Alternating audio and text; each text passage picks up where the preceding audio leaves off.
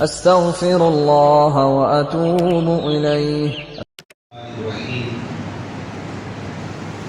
الحمد لله نحمده ونستعينه ونستغفره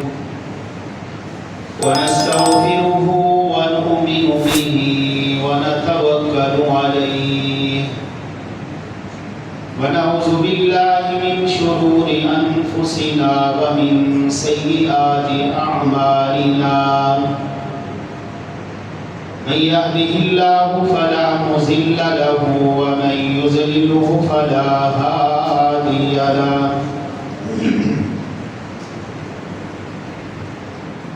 أشهد أن لا إله إلا الله وحده لا شريك له ونشهد أن سيدنا ومولانا محمدا عبده ورسوله أعوذ بالله من الشيطان الرجيم بسم الله الرحمن الرحيم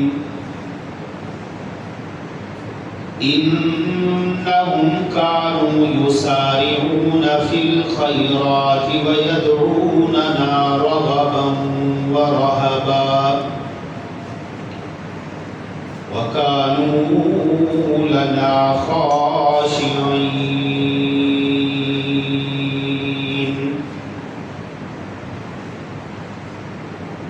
قال النبي صلى الله عليه وسلم الدعاء مخ العبادة. صدق الله العظيم وصدق رسوله النبي الكريم ونحن على ذلك من الشاهدين والشاكرين والحمد لله رب العالمين. اللهم صل على محمد وعلى آل محمد كما صليت على إبراهيم وعلى آل إبراهيم إنك حميد مجيد. اللهم بارك على محمد وعلى آل محمد كما باركت على إبراهيم وعلى آل إبراهيم إنك حميد مجيد.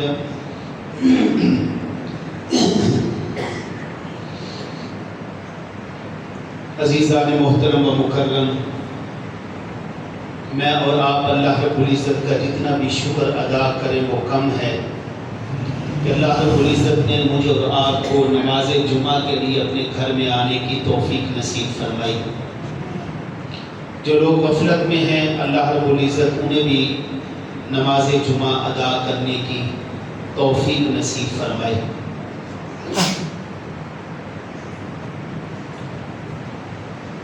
یہ دنیا جو ہے اس کو میرے رب نے اللہ رب العزت نے دار العمل بنایا ہے اور آخرت کو اللہ رب العزت نے دار الجزا بنایا ہے.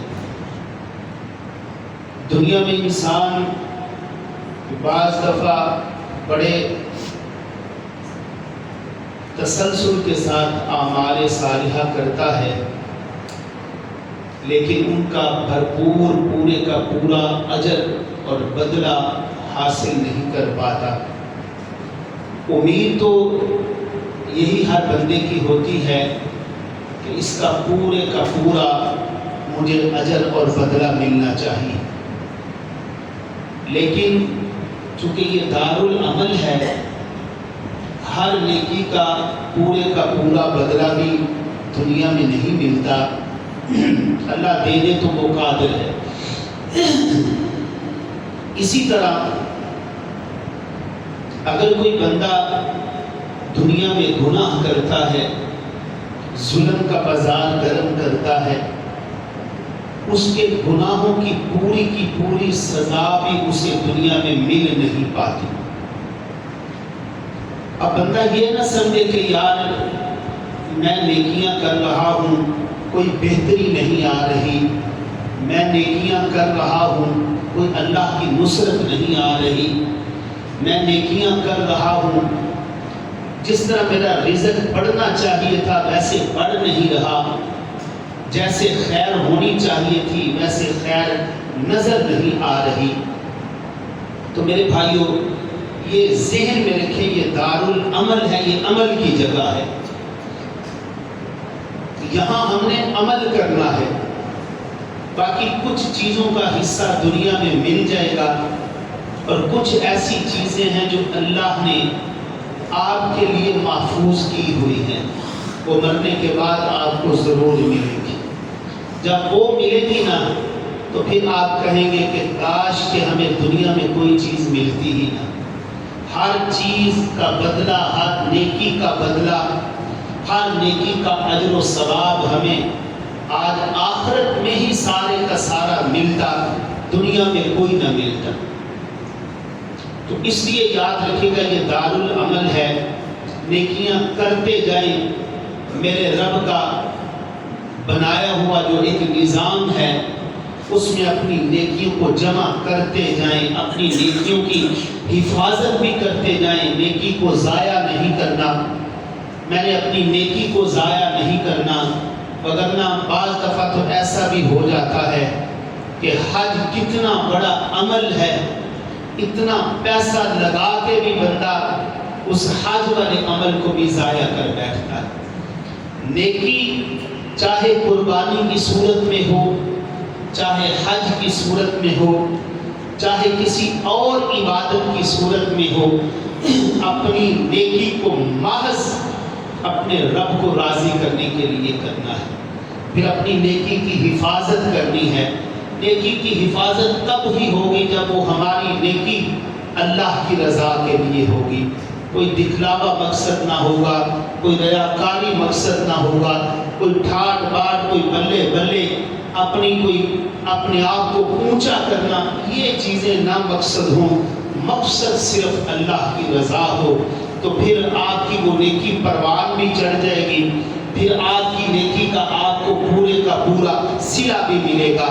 اور پھر اسی طرح میرے بھائیوں، گناہ ہیں، گناہ بھی بعض دفعہ بندہ ذہن میں یہ بات سوچتا ہے، یار فلاں بندہ کتنا ظالم ہے، فلاں بندہ کتنا گناہ گار ہے، کتنا فاجر ہے، یار کبھی کوئی تکلیف نہیں ہے، کوئی مصیبت نہیں ہے، کوئی سر میں درد نہیں ہے، کوئی بیماری نہیں ہے، رزق کی فراوانیاں بھی ہیں، سارا کچھ ہے، تو میرے بھائیوں یہ اللہ کی پکڑ میں کیوں نہیں آتا؟ تو پھر یہ بات ذہن میں رکھیں، یہ دنیا کیا ہے؟ یہ دارالعمل ہے۔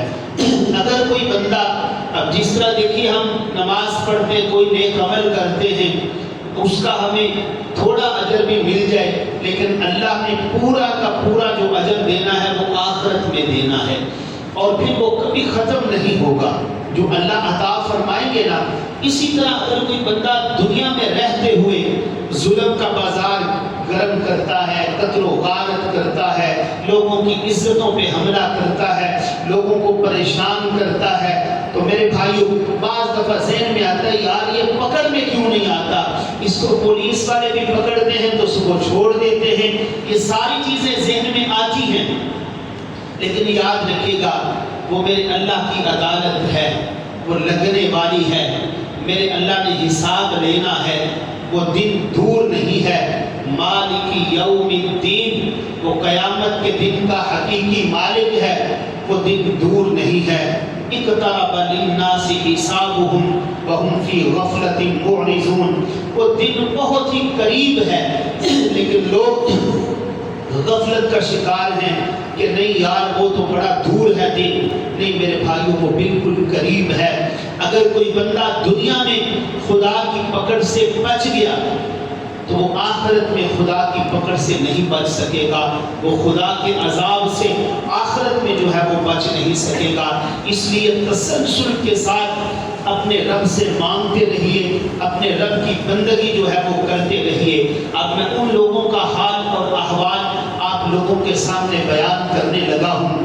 دنیا میں رہتے ہوئے ہماری تو کوئی حیثیت بھی نہیں ہے، لیکن اللہ کے چنے ہوئے بندے جو مصطفیٰ بندے ہیں، جو مرتضیٰ بنتے ہیں جنہیں حضرات انبیاء علیہ السلام کی جماعت کہا جاتا ہے۔ یہ روئے زمین کے اوپر اللہ کے چنے ہوئے برگزیدہ پسندیدہ بندے وہ ہیں جن کے سروں کے اوپر اللہ نبوت کا تاج سجا دے۔ وہ سب سے اعلیٰ ہوتے ہیں، وہ سب سے افضل ہوتے ہیں، شان کے لحاظ سے، کمالات کے لحاظ سے وہ سب سے اونچے لوگ وہ ہوتے ہیں جن کے سروں کے اوپر اللہ نبوت کا تاج سجا دے۔ اب دیکھیے اللہ کے چنے ہوئے بندے، محبوب بندے جن کے سروں پہ اللہ نبوت کا تاج سجاتے ہیں، وہ کوئی معمولی لوگ نہیں ہوتے، اللہ ان کا انتخاب کرتے ہیں۔ کون انتخاب کرتا ہے بولیے گا؟ اللہ ان کا انتخاب کرتا ہے۔ اگر آدم کے سر پہ نبوت کا تاج سجایا، اگر اللہ نے یوسف، یعقوب، ابراہیم، اسماعیل، موسیٰ، ہارون، عیسیٰ اور محمد کریم صلی اللہ علیہ وسلم، اللہ نے جن کے سروں کے اوپر بھی نبوت کا تاج سجایا، اللہ نے ان کو شہروں سے، بستیوں سے، علاقوں سے چن کر اللہ نے ان کو ان کا امام بنا دیا۔ وہ سب سے اعلیٰ، جس طرح کہ عبداللہ ابن مسعود رضی اللہ عنہ فرماتے ہیں، اللہ نے دنیا میں دیکھا، اللہ نے دیکھا، ازل میں دیکھا تو سب سے بہترین جو دل، صاف ستھرے پاکیزہ دل اللہ کو نظر آئے، اللہ رب العزت نے ان کو نبوتوں کے لیے چن لیا۔ اور جو اس کے بعد اللہ رب العزت کو صاف ستھرے دل نظر آئے، اللہ نے ان کو نبیوں کی صحابیت کے لیے جو ہے وہ چن لیا۔ تو اس لیے جو حضرات انبیاء کی جماعت ہوتی ہے وہ پاکیزہ جماعت ہوتی ہے، گناہ ان کے وجود کے قریب نہیں آ سکتا۔ لیکن میرے بھائیوں، کون چاہتا ہے کہ میں اپنے محبوبوں کو، میں اپنے چنے ہوئے بندوں کا، دیکھیں ہم دنیا میں رہتے ہیں، کسی سے محبت کرتے ہیں، مثلا کوئی اپنے بھائی سے محبت کرتا ہے، کوئی اپنے بیٹے سے محبت کرتا ہے، کوئی اپنی ماں سے محبت کرتا ہے، کوئی اپنے باپ سے محبت کرتا ہے۔ تو میرے بھائیوں، یہ وہ چیزیں ہیں، کوئی نہیں یہ چاہے گا کہ یار میں اس کو دکھ پہنچاؤں۔ میں چونکہ اپنی ماں سے بہت زیادہ محبت کرتا ہوں، میں اپنی ماں کو کسی قسم کی تکلیف نہیں پہنچاؤں گا۔ میں اپنے بیٹے سے بڑی محبت کرتا ہوں، میں اپنی بیوی سے محبت کرتا ہوں۔ یہ وہ رشتے ہیں جو محبت کے اوپر جو ہے وہ قائم ہیں۔ تو بندہ، کوئی بندہ دنیا میں رہتے ہوئے وہ کبھی نہیں چاہے گا کہ میں ان کو تکلیف پہنچاؤں۔ میرا اللہ تو سب سے بڑا ہے، وہ حیا والا ہے، میرا اللہ حیا والا ہے۔ میرا اللہ بھی نہیں چاہتا کہ میں اپنے چنے ہوئے مصطفیٰ بندوں کو، میں اپنے چنے ہوئے مرتضیٰ بندوں کو، میں اپنے ان نبیوں کو کسی تکلیف میں مبتلا کروں۔ لیکن میرے بھائیوں، اصل میں سبق یہ دینا ہوتا ہے کہ لوگوں دیکھنا، آج دیکھیے میرے اوپر تھوڑی سی تکلیف آ گئی، آپ کے اوپر کہیں سے رزق بند ہو گیا، کاروبار بند ہو گیا، تعلقات ختم ہو گئے، صحت ختم ہو گئی، کاروبار گزر گیا، یقین جانیے ہم رب سے دور ہو کے بیٹھ جاتے ہیں۔ ہم اپنے معاشرے میں دیکھیں، ہم اپنے رب سے دور ہو کے بیٹھ جاتے ہیں، اپنے رب کی طرف رجوع نہیں کرتے۔ پھر میں اکثر یہ کہتا ہوں، ہم کیا کہنے لگ جاتے ہیں؟ اللہ نے بس میں ہی لبا سا، اللہ نے مسیح لبے سا، اگر بجلی ڈگنی سی تو نال دیں گھر ڈگ پی تھی، کاروبار اگر تباہی ہونا تھا فلاں بندے کا ہو جاتا۔ تو میرے بھائیوں، یاد رکھیے گا، اللہ کے نبیوں کے اوپر، ہمارے اوپر جو تکلیفیں آتی ہیں، ہمارے اوپر جو مصائب آتے ہیں، ہمارے اوپر جو پریشانیاں آتی ہیں، وہ ہمارے گناہوں کی وجہ سے آتی ہیں، وہ ہمارے گناہوں کی وجہ سے آتی ہیں۔ ما اصابکم من مصیبت فبما کسبت ایدیکم، قرآن حکیم میں یہ بات ہے، یہ طے شدہ بات ہے کہ تکالیف اور مصائب جو ہیں وہ آدمی کے گناہوں کی وجہ سے آتے ہیں۔ بعض دفعہ اللہ ویسے ہی بندے کی آزمائش کرتے ہیں۔ باقی یاد رکھنا، ہمارے اوپر رزق کی تنگی آ گئی، رزق کی تنگی آ گئی۔ میں پڑھ رہا تھا کہ بعض دفعہ جو بندے کے گناہ نماز سے سے معاف نہیں ہوتے. توجہ سے سنیے گا. جس بندے کے بعض دفعہ جو گناہ بندے کے نماز کی وجہ سے معاف نہیں ہوتے, قرآن مجید کی تلاوت کی وجہ سے معاف نہیں ہوتے, کاروباری پریشانیاں جب بندے کے اوپر آتی ہیں, رزق کی کوئی بندش, کوئی کاروباری حالات ایسے بن جاتے ہیں, اللہ رب العزت جو نماز کی وجہ سے گناہ بندے کے رہ جاتے ہیں, اللہ کاروباری پریشانی کی وجہ سے بندے کے ان گناہوں کو معاف فرما دیتے ہیں. مومن کا تو اللہ رب العزت نے کیسا خوبصورت ایک راستہ بنایا ہوا ہے کہ وہ کسی نہ کسی طریقے سے نیکیوں کو جمع کرتا جائے.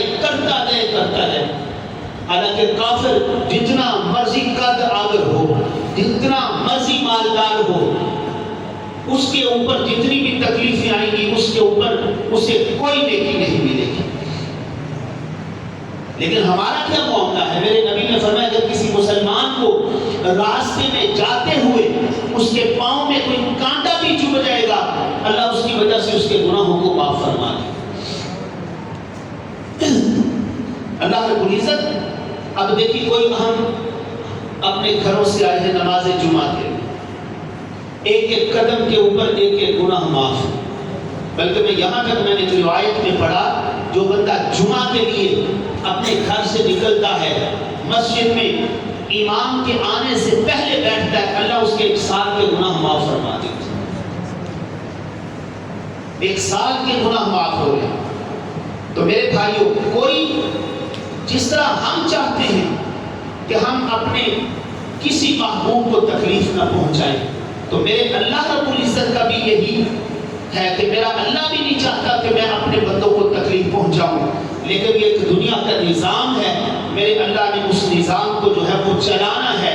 اور اللہ رب العزت چونکہ وہ بڑا ہے, اللہ رب العزت ساری کائنات کے بادشاہوں کا بادشاہ ہے, اس کے متعلق میرا اور آپ کا عقیدہ, نظریہ, تصور یہی ہونا چاہیے کہ وہ ساری کائنات کے بادشاہوں کا بادشاہ ہے. وہ اکیلا ہے, وہ نیند سے پاک ہے, وہ اونٹ سے پاک ہے, وہ موت سے پاک ہے, وہ شریکوں سے پاک ہے, وہ ہر چیز سے پاک ہے. جب وہ ہر چیز سے پاک ہے تو میرے بھائیوں پھر یاد رکھیے گا, جو اللہ کے چنے ہوئے مصطفیٰ مرتضیٰ بندے ہیں وہ حضرات انبیاء علیہ السلام ہیں, ان کے اوپر اللہ رب العزت تکلیفوں کو مسلط کر کے بتانا یہ چاہتے ہیں, کائنات والوں سن لو, میں اللہ جو ہوں وہ سب سے بڑا ہوں, میں اللہ سب سے بڑا ہوں, ساری کائنات کا بادشاہ میں اللہ ہوں. اور حضرات انبیاء علیہ السلام کے اوپر جس طرح میں نے پہلے کہا, ہمارے اوپر جو بھی تکلیف آئے گی, کوئی بیماری ہے, وہ ہمارے گناہوں کا کفارہ بن جائے گی, وہ ہمارے گناہوں کا کفارہ بن جائے گی. اگر اللہ کے کسی نبی کے اوپر کوئی تکلیف آتی ہے, اب وہ ان کے پاس گناہ تو ہوتے نہیں, وہ معصوم ہیں, یہ واضح میں رکھنا. کئی دفعہ میں نے کہا کوئی بندہ شک شبہ میں مبتلا نہ ہو کہ اللہ کے جتنے بھی نبی ہیں وہ سارے کے سارے معصوم ہیں, گناہ ان کے وجود کے قریب نہیں آ سکتا, وہ سارے کے سارے معصوم ہیں. لیکن ان کے اوپر میرے بھائیوں جو تکلیف آتی ہے وہ ان کی درجات کی بلندی کا ذریعہ بن جاتی ہے. اللہ ان کے درجوں کو اور بلند کر دیتے ہیں, اور درجوں کو اللہ رب العزت جو ہے وہ بلند کر دیتے ہیں. اور تیسرا, اللہ رب العزت انہیں آزماتے ہیں, یہ کتنی استقامت کا مظاہرہ کرتے ہیں, اس میں جو ہے وہ کتنی استقامت کا جو ہے وہ مظاہرہ کرتے ہیں. تو میرے بھائیوں, میں اور آپ آتے ہیں اس طرح. اب دیکھیے حضرت میرے اوپر یا آپ کے اوپر جو تکلیف آتی ہے, ہم کس طرح اپنے رب کا کیا شکوہ کرنا شروع کر دیتے ہیں. میرے اور آپ کے والد گرامی ابو البشر سیدنا آدم صفی اللہ, ہم سب ان کی اولاد ہیں. کوئی کالا ہے, کوئی گورا ہے, کوئی اجمی ہے, کوئی عربی ہے, کوئی بھی ہے. یہ کنبے قبیلے یہ سارے بعد میں بنے. میں نے کئی دفعہ کہا یہ صرف پہچان کے لیے ہیں, یہ صرف پہچان کے لیے ہیں تاکہ لوگوں کی پہچان ہو سکے, نہ کہ کنبے قبیلے اس لیے بنائے گئے تو کمیت ہے, تو میرے نیڑے نہیں ہو سکتا, تو فلاں قوم کا ہے, تیری قوم جو ہے وہ نیچی ہے, فلاں ہے, فلاں ہے, اس لیے نہیں ہے. یہ تو صرف پہچان کے لیے ہے تاکہ بندوں کا تعارف آسانی کے ساتھ ہو سکے، ان کو ملاقات میں جو ہے وہ دشواری نہ ہو، تلاش کرنے میں جو ہے وہ آسانی ہو سکے۔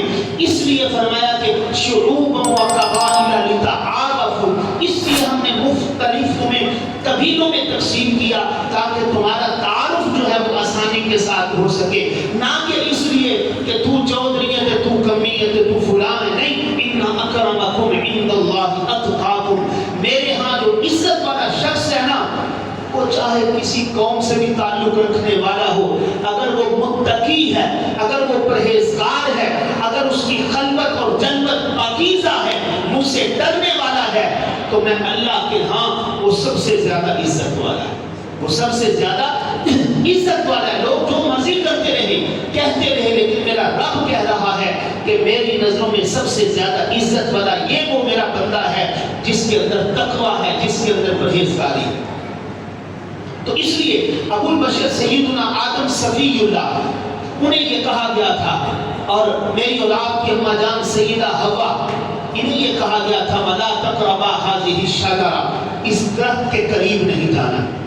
اللہ کی کرنی ہوئی ایسی، اماں جان اور حضرت آدم اس درخت کے قریب چلے گئے، انہوں نے اس درخت کو کا پھل جو ہے وہ کھا لیا۔ قرآن حکیم میں اللہ بڑی خوبصورت تعبیر کرتے ہیں، بڑی خوبصورت۔ اللہ فرماتے ہیں لوگوں سننا، میرے آدم سے کوئی گناہ نہیں ہوا، فناسیہ آدم، کیونکہ اللہ میں نے جسے ابتدا میں کہا اللہ سب سے بڑا ہے، اور وہ بڑا ہے، وہ اپنی صفات میں، اپنے کمالات میں وہ اکیلا ہے، وہ وحدہ لا شریک ہے، وہ یکتا ہے، قل هو اللہ احد اللہ الصمد لم یلد ولم یولد ولم یکن له کفوا احد۔ وہ یکتا ہے، وہ وحدہ لا شریک ہے، وہ بھول چوک سے پاک ہے، وہ کمزوریوں سے پاک ہے، وہ نیند سے پاک ہے۔ باقی جتنے اللہ کے برگزیدہ بندے دنیا میں آئے، آپ دیکھیں ساری کائنات کے سردار کون ہیں؟ امام الانبیاء جناب محمد رسول اللہ صلی اللہ علیہ وسلم ہے۔ اللہ کے بعد آپ ہی کا مقام اور مرتبہ ہے، لیکن آپ کو بھی اگر آپ ہم سب حضور کی سیرت طیبہ کا مطالعہ کریں تو ہمیں یہ چیز نظر آئے گی، حضور کی زندگی میں نیند تھی۔ نبی اسلام سوتے تھے یا نہیں؟ بولیے گا۔ سونے سے پاک ذات کون سی ہے؟ لا تأخذہ سنۃ ولا نوم، یہ آیت الکرسی ہے، اس کو ضرور پڑھا کریں، اس کا ترجمہ یاد کریں، اللہ کی توحید اور اللہ کی وحدانیت کی تمہیں سمجھ آ گئی۔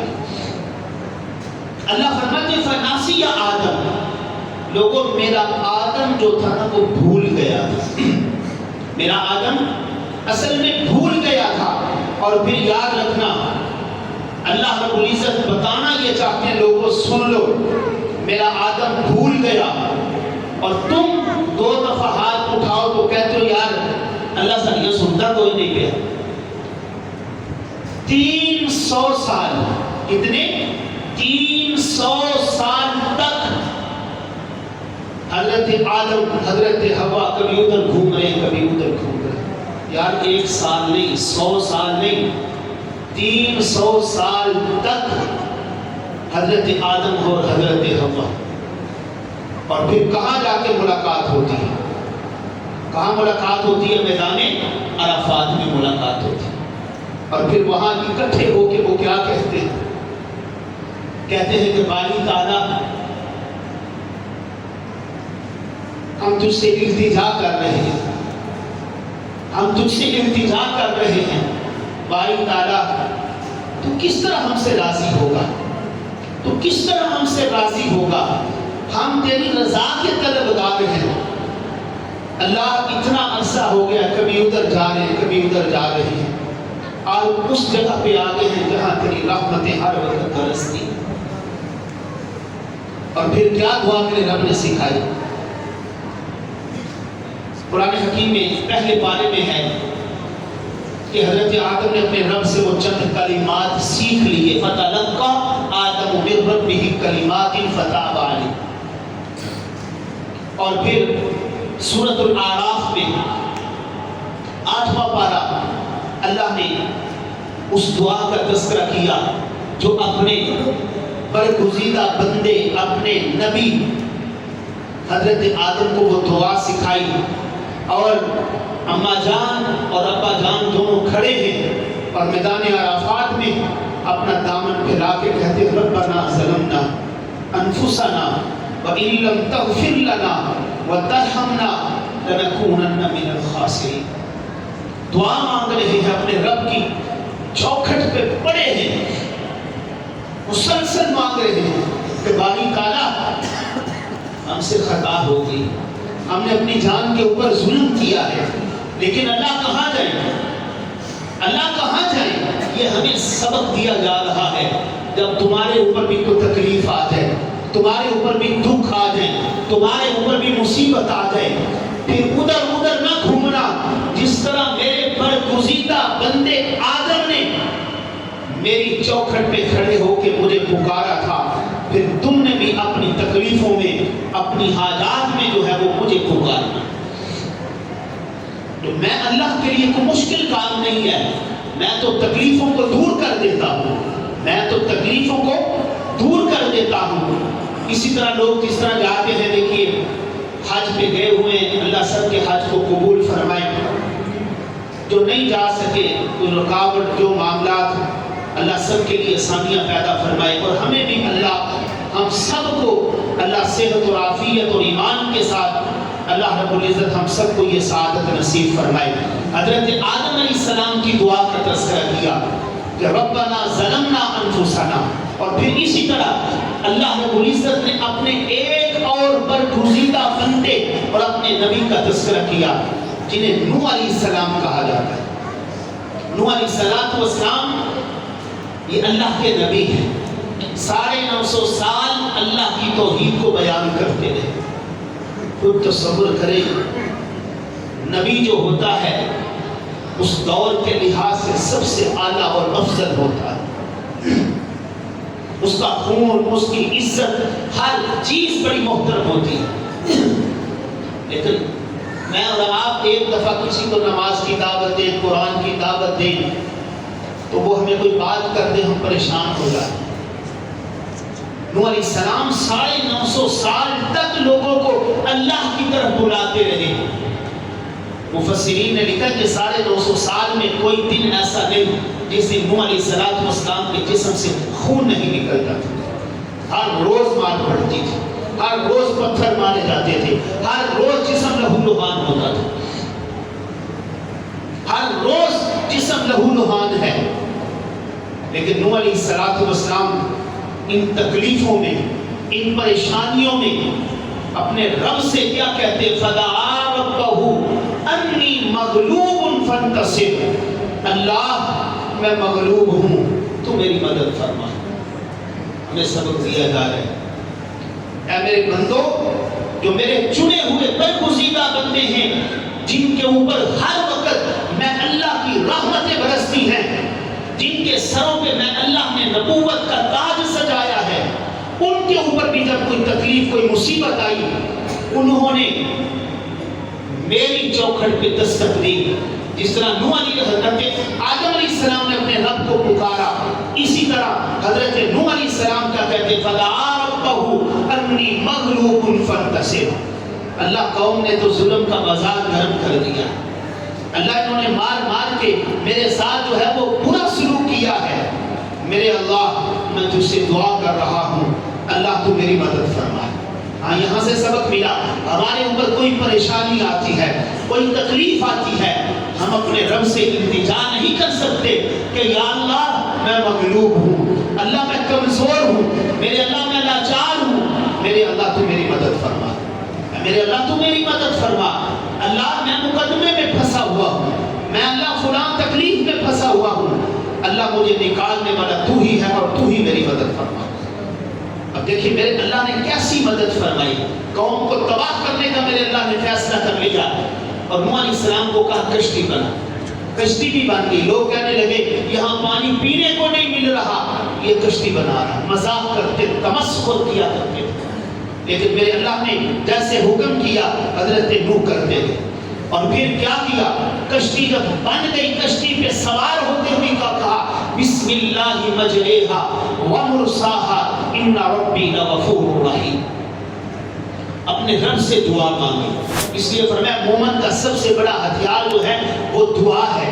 اور پھر اسی طرح اللہ نے اپنے ایک اور نبی کا تذکرہ کیا جسے مجدد الانبیاء حضرت ابراہیم خلیل اللہ کہا ہے.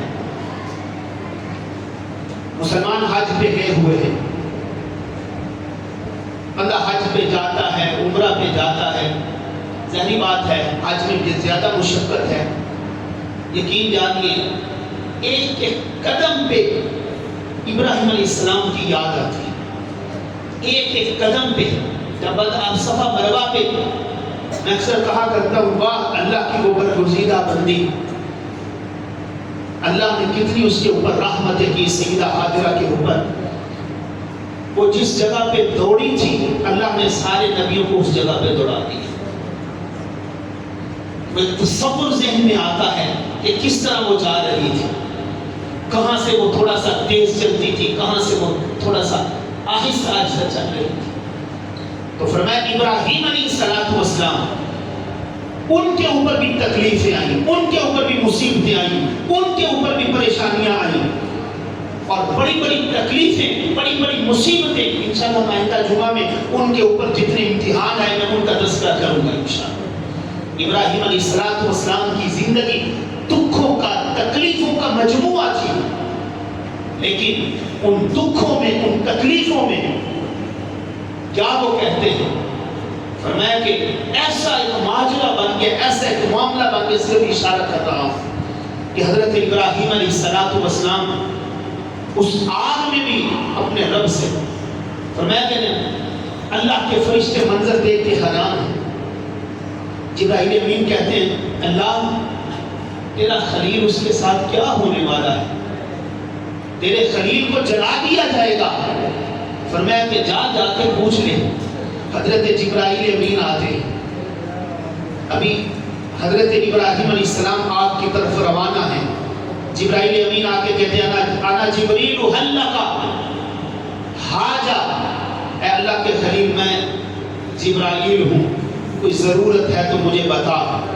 حضرت ابراہیم کہتے ہیں ضرورت تو ہے جبریل پر تیری نہیں ضرورت، جس کے لیے آگ میں جا رہا ہوں اس کی مدد کی ضرورت ہے. اور ابراہیم علیہ السلام کی وہ دعا جو انہوں نے اپنے رب سے مانگی تھی، کہا حاجتی الی ربی، مجھے ضرورت ہے مدد کی لیکن اپنے رب کی مدد کی ضرورت ہے، اپنے رب کی مدد کی ضرورت ہے. اور وہ کیا کہتے ہیں؟ حسبی اللہ و نعم الوکیل، نعم المولا و نعم النصیر. ابراہیم علیہ السلام کی دعا موجود، کیا کہہ رہے؟ حسبی اللہ و نعم الوکیل، نعم المولا و نعم النصیر. اللہ رب العزت نے ان کی دعا کا تذکرہ کیا، کہا میرے لیے میرا اللہ کافی ہے اور میرا بہترین کارساز بھی وہی ہے اور میرا سب سے بہترین اور اچھا مددگار بھی وہی ہے اور میرا معاون بھی وہ ہے اور میں اسی سے جو ہے وہ اپنی حاجتیں طلب کروں گا. تو پھر حضرت ابراہیم کو اولاد کی ضرورت پڑتی ہے میرے بھائیوں. حضرت ابراہیم کیا کہتے ہیں؟ اپنے رب سے مایوس نہیں ہوئے، رب سے دعا کرنے ربی حب لی من الصالحین، ربی حب لی من الصالحین، اے اللہ میں تجھ سے دعا کر رہا ہوں مجھے صالح بیٹا عطا فرما. یہ بڑی خوبصورت دعا ہے. اللہ کے کسی نیک بندے کے پاس اب جائیں، وہ جب آپ کو کوئی دعا بتائیں گے تو یہ دعا بڑی خوبصورت دعا ہے. اولاد کے لیے بہترین وظیفہ ہے. حضرت ابراہیم نے جو پڑھا تھا ربی حب لی من الصالحین، ربی حب لی من الصالحین، ربی حب لی من الصالحین، اپنے رب سے جو ہے وہ دعا مانگتے رہے. اور پھر اس کے بعد حضرت لوط علیہ السلام کو دیکھ لیجئے، کتنی بڑی آزمائش ہے، کتنی بڑی آزمائش. قوم جو ہے ان کے مقابلے میں کھڑی ہو گئی اور حضرت لوط علیہ السلام بھی اس تکلیف میں، اس پریشانی میں اپنے رب کے سامنے دامن پھیلاتے ہوئے کیا کہتے ہیں؟ ربی نجینی واہلی مما یعملون، اے اللہ مجھے اور میرے اہل کو جو ہے ان بد کردار لوگوں سے نجات عطا فرما. ہم نے حضرت آدم کی دعا بھی پیچھے پڑھی، حضرت نوح کی دعا بھی پڑھی، حضرت ابراہیم کی دعا بھی پڑھی، حضرت لوط کی دعا، اور پھر حضرت یعقوب علیہ السلام کی دعا بھی موجود ہے کہ جب ایک بیٹا جدا ہوا یوسف، پھر دوسرا بیٹا بنیامین بھی جدا ہوا، فرمایا وَبْيَضَّتْ عَيْنَاهُ مِنَ الْحُزْنِ فَهُوَ كَظِيمٌ۔ حضرت یوسف نے تو رو رو کے، حضرت یعقوب نے رو رو کے اپنی بینائی ختم کر دی، لیکن دعا کس سے مانگی؟ سب بولیے گا، کس سے مانگی؟ اپنے رب سے۔ کہا انما اشکو بسی وحزنی الی اللہ، فرمایا کہ میں اپنے غم جو ہے اپنے رب کے حوالے کر رہا ہوں، میں اپنے غموں میں، اپنے دکھوں میں، اپنی تکلیفوں میں اپنے رب کو یاد کر رہا ہوں۔ اور پھر یہ حضرت یعقوب کی تربیت کا اثر تھا۔ پھر حضرت یوسف کے اوپر کتنی تکلیفیں ہیں، کتنی تکلیفیں، کوئی معمولی تکلیفیں نہیں تھی۔ حضرت یوسف کی زندگی بھی پڑھ کر دیکھیں، دکھوں کا مجموعہ ہے، لیکن پھر میرے اللہ کی سنت ہے تنگی کے فَإِنَّ مَعَ الْعُسْرِ يُسْرًا إِنَّ مَعَ الْعُسْرِ يُسْرًا وَتِلْكَ الْأَيَّامُ نُدَاوِلُهَا بَيْنَ النَّاسِ۔ دن بدلتے رہتے ہیں، دنوں کا آنا جانا رہتا ہے، اور اللہ کے اس برگزیدہ بندے اور اللہ کے اس نبی یوسف صدیق نے بند کمروں میں، بند دروازوں میں کس کو پکارا تھا؟ اپنے رب سے۔ جب زلیخا نے سب دروازوں کو بند کر کے یوسف کو اپنی طرف مائل کرنا چاہا، تو حضرت یوسف اپنا دامن اپنے رب کے سامنے پھیلا کے کہتے ہیں قال معاذ اللہ، اللہ آج تو ہی مجھے بچائے گا، تیرے علاوہ کوئی نہیں بچا سکتا۔ اس لیے میرے بھائیوں، حضرت ایوب علیہ السلام دیکھ لیجیے، یہ وہ لوگ ہیں جو اللہ کی پسندیدہ ہستیاں ہیں، اللہ کے برگزیدہ بندے ہیں، اللہ کے نبی ہیں، جو سب سے اعلیٰ ہیں، جو سب سے افضل ہیں، معصوم ہیں، گناہ ان کے وجود کے قریب نہیں آ سکتا۔ حضرت ایوب رزق کی فراوانیاں ہیں، اولاد کی فراوانیاں ہیں، ہر چیز ان کے پاس موجود ہے، اللہ کی دی ہوئی ہر نعمت ان کے پاس موجود ہے۔ ہر چیز ختم ہو گئی، ہر چیز ختم ہو گئی، اور صرف آپ خود اور ایک ان کی اہلیہ محترمہ 18 سال حضرت ایوب اللہ کے پیغمبر ہیں بیمار رہے، 18 سال۔ یعنی کئی دفعہ ہمارے معاشرے میں تو بندہ بیمار ہو جائے نا تو موت نہ آ رہی، اسی لیے کہ گناہ کی وجہ تو پڑھیا گیا نا۔ میرے بھائی، یہ اللہ کی طرف سے آزمائش ہوتی ہے، یہ اللہ کی طرف سے آزمائش ہوتی ہیں۔ اب دیکھیے یہ اللہ کے نبی ہیں، 18 سال تک بیمار رہے، اور قربان جاؤں اللہ کی اس پر گزیدہ بندی پر جو حضرت ایوب کی اہلیہ ہیں۔ 18 سال تک پہلے بھی اپنے خامد سے وفا کی، اور خامد بیمار ہو گیا، اور 18 سال بیماری بھی حضرت ایوب نے کاٹی۔ اور قربان جاؤں اللہ کی اس نیک بندی پہ کہ 18 سال بیماری کی حالت میں حضرت ایوب بیمار ہیں، اور رزق بھی نہیں ہے، سب کچھ ختم ہو گیا ہے، اولاد بھی چلی گئی، کھیت کھلیان بھی ختم ہو گئے، اور تقدیر کے اوپر کوئی شکوہ نہیں کیا، اور اپنے خامد کی فرما برداری میں زندگی گزار دی، اپنے خامد کی جو ہے وہ خدمت میں زندگی گزار دی۔ یہ ہے اصل میرے بھائیو سرمایہ۔ رسول اللہ صلی اللہ علیہ وسلم نے فرمایا نا، فرمایا میں تمہیں لوگوں بتاؤں تمہارا سب سے بہترین مال متاع کون سی چیز ہے؟ صحابہ نے کہا اللہ کے رسول کون سی چیز؟ فرمایا تمہاری نیک بیوی، صالحہ بیوی جو ہے یہ سب سے بہترین جو ہے وہ مال متاع ہے۔ اور حضرت ایوب کیا کہتے ہیں اس بیماری میں؟ اب دیکھیے ہم تو 2-4 دن بیمار ہوں اللہ کا گلہ شکوہ کرنا شروع کر دیتے، یہ 18 سال تک بیمار رہے، اور بیماری کی حالت میں کیا کہتے ہیں؟ بیماری کی حالت میں کیا کہتے ہیں؟ رب انی مسنی الضر وانت ارحم الراحمین۔ اپنے رب کو پکارا، اذ نادى ربہ۔ اب تکلیف دیکھیے دن بہ دن بڑھ رہی ہے، کوئی 1 مہینے سے نہیں، 18 سال سے یہ تکلیف چل رہی ہے، اور پھر اپنے رب سے کہتے اذ نادى ربہ انی مسنی الشیطان بنصب وعذاب، اذ نادى ربہ انی مسنی الضر وانت ارحم الراحمین۔ یا اللہ اپنی رحمت کاملہ سے میری مدد فرما، اللہ مجھے صحت کاملہ عاجلہ عطا فرما۔ اسی طرح حضرت موسیٰ اور حضرت ہارون کا اللہ نے قرآن حکیم میں تذکرہ کیا. حضرت موسیٰ کیا کہتے ہیں؟ کلیم اللہ ہیں، کہتے ہیں رب انی لما انزلت الی من خیر فقیر. اے اللہ میں محتاج ہوں اور اپنی طرف سے میرے اوپر خیر و برکت نازل فرما، میرے اوپر خیر و برکت نازل فرما. اور پھر کہا رب اشرح لی صدری. سورۃ طٰہٰ 16واں پارہ یہ دعا موجود ہے، یہ پڑھا کریں. رب اشرح لی صدری ویسر لی امری واحلل عقدۃ من لسانی یفقہوا قولی. وقت کم ہے. حضرت یونس کے اوپر کتنی تکلیف آئی. حضرت یونس کے متعلق میرے رب نے کہا اگر میرا یونس مجھے نہ پکارتا قیامت آ جاتی. میرا یونس مچھلی کے پیٹ میں رہتا، لیکن میرے یونس نے مچھلی کے پیٹ میں رات کا اندھیرا، پانی کا اندھیرا، مچھلی کے پیٹ کا اندھیرا، میرے یونس نے ان 3 اندھیروں میں مجھے پکارا. فنادا فی الظلمات لا الہ الا انت سبحانک انی کنت من الظالمین. جب میرے یونس نے مجھے پکارا نا تو پھر میں نے اپنے یونس کو جو ہے وہ غموں سے نجات دے دی. میں نے اپنے یونس کو جو ہے وہ غموں سے آزاد کر دیا.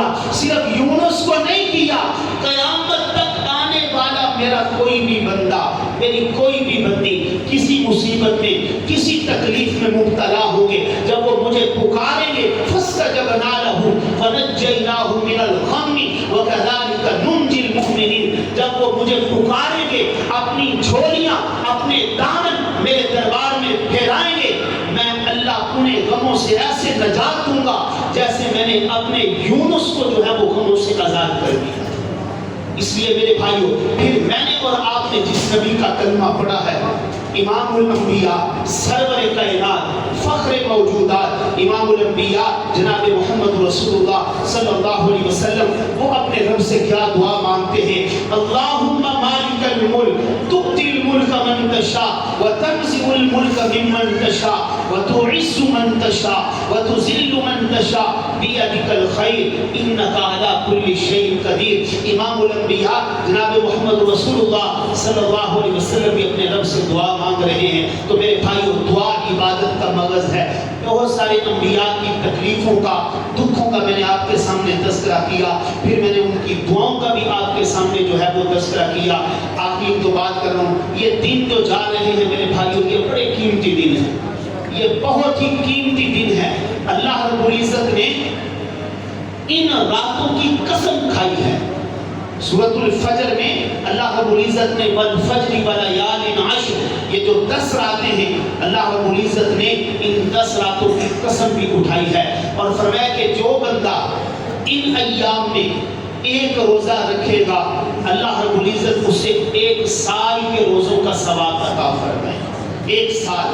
اگر کوئی بندہ رکھ نہیں پاتا، جس بندے نے جو ہے وہ 9 ذی الحجہ کا روزہ رکھا، اس بندے کے جو ہے نبی علیہ السلام نے فرمایا کہ مجھے اپنے رب کے اوپر اتنی امید ہے، اللہ 1 سال اگلے اور 1 سال پچھلے، اللہ 2 سالوں کے اس کے اوپر گناہ معاف فرمائیں گے. اور نبی علیہ السلام نے فرمایا ان ایام میں کرنے والے کام ذکر کثرت کے ساتھ رب کا کیا جائے. سبحان اللہ، الحمدللہ، لا الہ الا اللہ، کثرت کے ساتھ. اگر کثرت کے ساتھ نہ کر سکے، کم از کم سبحان اللہ کی 1 تسبیح، الحمدللہ کی 1 تسبیح، لا الہ الا اللہ کی 1 تسبیح جو ہے یہ ضرور پڑھ لیا کریں. اور پھر اسی طرح تکبیر کثرت کے ساتھ اللہ اکبر اللہ اکبر اس کو پڑھتے جائیں. پھر جب ایام تشریق شروع ہو جائیں گے، ان میں وہ ہم نے پڑھنا اللہ اکبر لا الہ الا اللہ واللہ اکبر وللہ الحمد. اور پھر ان ایام میں جو سب سے پسندیدہ عمل ہے اللہ کو، وہ قربانی ہے. وہ قربانی ہے. وہ جو صاحب استطاعت لوگ ہیں وہ ضرور قربانی کریں. اس کے اوپر میرے اللہ نے جو ہے وہ بڑا اجر و ثواب کا وعدہ کیا ہے. اپنی حاجتوں کو، اپنی تکلیفوں کو، اپنی مصیبتوں کو اپنے رب کے سامنے رکھیں، اپنے رب سے مانگیے. میرا رب جو ہے وہ تکلیفوں کو دور کر دیتا ہے. اور پھر دیکھیے، جو ہم نے سوشل میڈیا پہ دیکھا، جو ہم نے خبروں میں سنا، وہی میں بات کرنے لگا ہوں. اللہ کا ایک بندہ فرمایا، بعض دفعہ اللہ فرماتے ہیں، بعض دفعہ میں کسی بندے سے اتنی محبت کرنے لگ جاتا ہوں، میں اس کی آنکھ بن جاتا ہوں، میں اس کی زبان بن جاتا ہوں، میں اس کا ہاتھ بن جاتا ہوں. ابھی یہ جو حاجی سفر پہ جا رہے تھے، ان میں یہ میں دعا کا اثر آپ کو بتا رہا ہوں کہ دعا میں کتنا اللہ کا ایک بندہ ہے. اللہ رب العزت ان چیزوں کو نہیں ہم کہہ دیا تیری داڑھی نہیں، تیری اللہ نے کوئی نہیں سنی، تیری اللہ نے کوئی نہیں سنی، تیری داڑھی کوئی نہیں، تیری اللہ نے کوئی نہیں سنی. اللہ میرے بھائیوں سب کی سنتا ہے، اللہ سب کی سنتا ہے. اب وہ جو تھا نا، وہ عامر اس کا نام ہے غالباً، وہ بندہ جو ہے کیسے اس نے ذات راہ لیا، اپنا سامان سفر باندھ کے جو ہے وہ حج کے لیے جا رہا ہے، حج کے لیے جا رہا ہے. اب دیکھیے وہ بارہا کوئی مسئلہ بن گیا کاغذوں کا یا جو بھی مسئلہ بن گیا، اب جہاز جو ہے وہ پرواز کر گیا ہے، وہ بندہ کھڑا ہے، جہاز واپس آ گیا. کہتے 3 دفعہ یہ 2 یا 3 دفعہ یہ معاملہ بنا، پھر اللہ کے اس نیک بندے کی زبان سے یہ لفظ نکلے، کہا کہ میں بیٹھوں گا تو پھر جہاز چلے گا، میں بیٹھوں گا تو پھر جہاز چلے گا. وہ اللہ کا نیک بندہ جہاز میں سوار ہوا. اب کوئی جہاز میں خرابی بھی نہیں آئی، وہ جہاز منزل مقصود تک جو ہے وہ پہنچ گیا. اس لیے یہ دعا کا میرے بھائیوں بعض دفعہ ہمارے اندر اخلاص کی کمی ہوتی ہے. رب تو اپنی رحمت کی چادر بچھا کے بیٹھا ہوا ہے، رب تو اپنے بندوں کی فریادوں کو سننے کے لیے ہے، رب تو اپنے بندوں کی تکلیفوں کو دور کرنے کے لیے ہے. لیکن میں اور آپ اپنے رب سے مانگتے نہیں ہیں، میں اور آپ اپنے رب کی طرف آتے نہیں ہیں. جن میں نے ہستیوں کا تذکرہ کیا، اللہ کے جو نبی ہیں، اللہ کے نبی جو ہیں، ان کے پاؤں کے ساتھ جو مٹی لگ جائے، ایک ذرہ جو ہے اس ذرے کے برابر بھی ہم نہیں ہیں. لیکن میرے بھائیوں اپنے رب سے کیسے مانگ رہے ہیں، کیسے اپنے رب سے جو ہے وہ تعلق بنا رہے ہیں. ہمیں یہ سبق ملتا ہے. ہمارے اوپر رزق کی تنگی آ جائے، ہمارے اوپر کوئی بیماری آ جائے، رشتوں کی بندشوں کا معاملہ آ جائے، کوئی بھی معاملہ آ جائے، اپنے رب سے مانگتے رہیے، اپنے رب سے تعلق بنا کے رکھیے گا. پھر اللہ کی رحمتیں بھی آئیں گی اور اللہ رب العزت کی مدد بھی آئے گی. اللہ عمل کرنے کی توفیق نصیب فرمائے. وما علینا الا البلاغ المبین.